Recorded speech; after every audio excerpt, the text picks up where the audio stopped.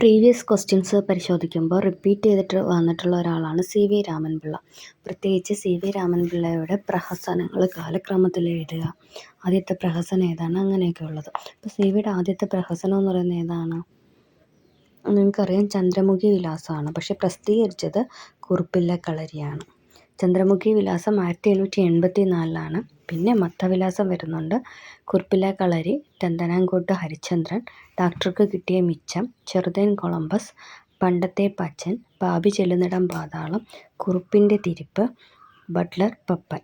സ്വന്തമായിട്ടൊരു കോഡ് ഉണ്ടാക്കി പഠിക്കുന്നതായിരിക്കും എപ്പോഴും നല്ലത്. അപ്പം ചന്ദ്രമുഖി വിലാസം, മത്തവിലാസം, കുറുപ്പില്ല കളരി, ഇത്രയും എനിക്ക് തലയിലിരിക്കും.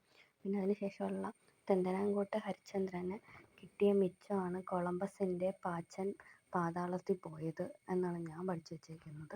പിന്നെ ഉള്ളത് കുറുപ്പിൻ്റെ തിരിപ്പ്, ബട്ട്ലർ പപ്പൻ. അപ്പം ഇത് ആവർത്തിച്ച് കേട്ട് നിങ്ങൾ പഠിക്കാം. ചന്ദ്രമുഖി വിലാസം, മത്തവിലാസം, കുറുപ്പില്ല കളരി, തെന്തനാങ്കോട്ട് ഹരിശ്ചന്ദ്രൻ, ഡോക്ടർക്ക് കിട്ടിയ മിച്ചം, കൊളംബസ്, പാച്ചൻ, പാതാളം, കുറുപ്പ്, പപ്പൻ. ഓക്കെ, ഇതിൻ്റെ കൂടെ തന്നെ ഉള്ള ഒരു ഇമ്പോർട്ടൻ്റ് ആയിട്ടുള്ള ആളാണ് ഇ.വി. കൃഷ്ണപിള്ള.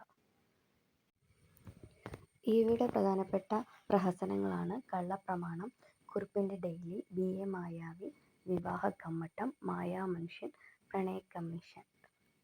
കള്ളപ്രമാണം, കുറുപ്പിൻ്റെ ഡെയിലി, ബി.എ. മായാവി, വിവാഹ കമ്മട്ടം, മായാമനുഷ്യൻ, പ്രണയ കമ്മീഷൻ.